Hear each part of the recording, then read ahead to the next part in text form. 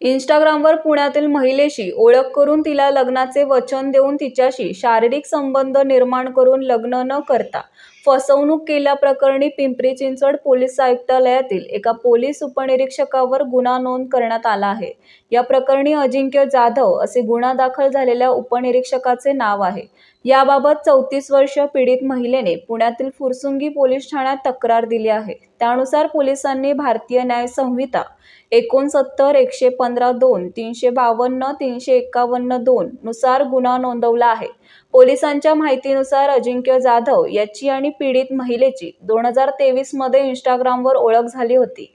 ओळखीनंतर अजिंक्य जाधव याने महिलेला कपटपूर्व विवाह करण्याचे वचन दिले। त्यानंतर वेगवेगळ्या ठिकाणी पीडितेशी शारीरिक संबंध निर्माण केला।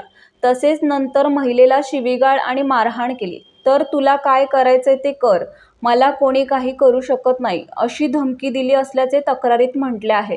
अधिक तपास पोलीस करत आहेत।